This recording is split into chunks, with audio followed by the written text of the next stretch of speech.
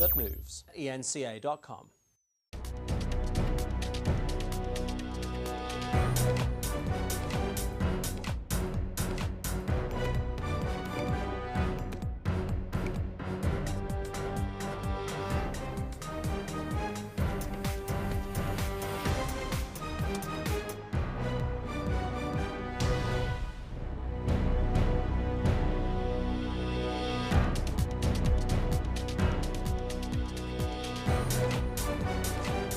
Hello and welcome to the Justice Factor. Should business leaders in the construction industry be sent to jail for colluding on massive projects in the run-up to 2010? Former Avenge CEO Roger Jardine joins me later on today to discuss this and other questions. After that discussion, we'll give you, as usual, our winner and loser of the week. But first, I'm joined by well-known political scientist, Professor Susan Booysen of Wits University, to discuss the launch of the EFF and other political stories of the week. Susan, welcome to the show. I've seen this before. UDM in 1999, COPE in 2009, the ID in 2004. Is the EFF just another flash in the pan?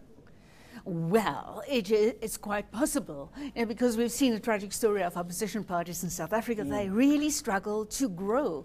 And I'd love to see the moment when Julius Malema is subject to parliamentary procedures, and it would be a killer, because as it is, if it has a huge identity crisis. Is it a party? Is it a protest movement? Is it Mussolini? Is it Che Guevara? And, all those contradictions just boiling in there and trying to shape a real identity. And the election is one little hurdle in that place. Yeah, why is it we've had this in South Africa? The UDM, a lot of promise. And then, gets to parliament, it's gone from around 4% to 0.8% at the last election. Same thing with the ID, gone swallowed up by the DA. COPE is, I don't think they'll make 2%, but I could be wrong. So what stopped the growth of these new opposition parties? They just have not been able to sustain that momentum, enthusiasm, that glory of the great launch. And I think voters and other political parties are always looking for that great factor that's going to capture support away from the ANC. In order to grow as an opposition party, you have to break into the ANC base. And the ANC is immensely protective of that base. They do not take kindly to new competitors, and especially if they come from within, or from outside as well.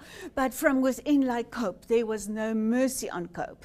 And I think EFF has got more guts and more of a warrior spirit, more split identity than the others, but it's also from within, and that's where the threat is to the ANC, because people see that as loyal opposition. People often, South African voters often still really look at the DA. It's not ANC propaganda that they look at the DA and says, oh, is there perhaps a chance that we're going back to apartheid if we vote for them? That is still a real bit of sensitive scar tissue. 19 years after democracy dawned.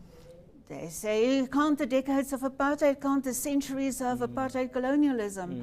And then perhaps, South Africans, I think, a rainbow nation, and Julius Malema doesn't like that term either.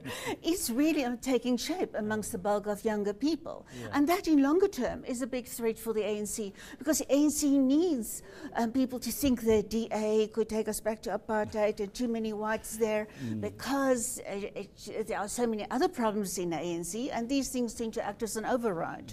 I'm interested in the ANC's reaction to the EFF. It's been very quiet, almost sort of, if we don't talk about them, if we ignore them, then they'll go away. Is this the right way to do it, you think?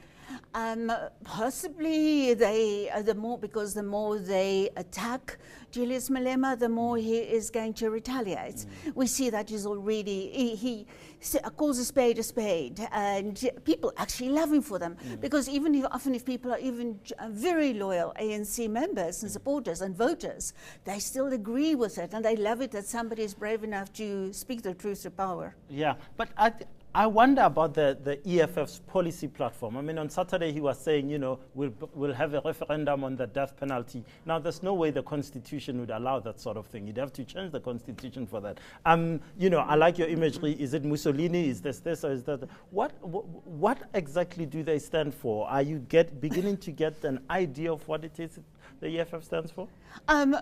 They try to be radical, but then they're also reactionary nationalists in the same time.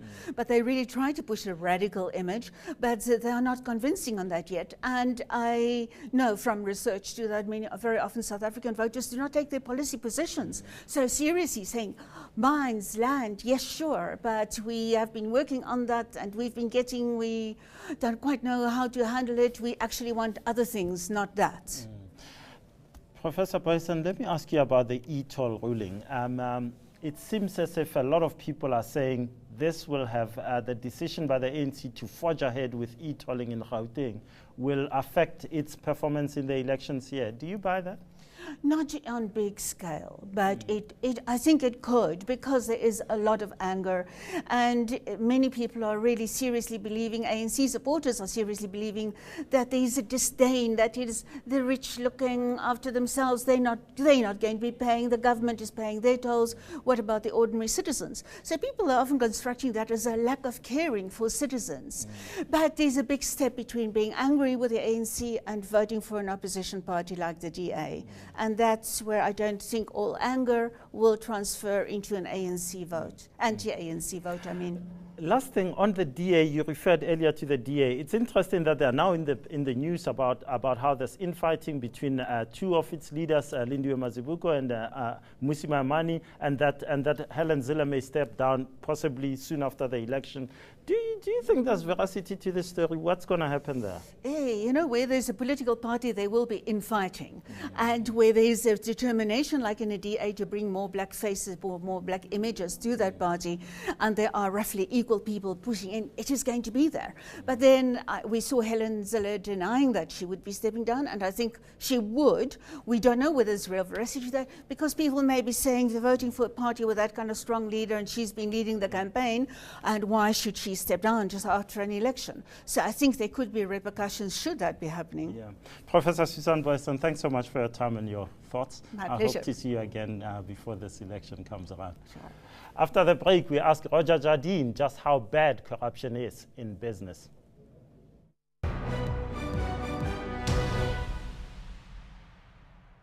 News that moves. ENCA.com.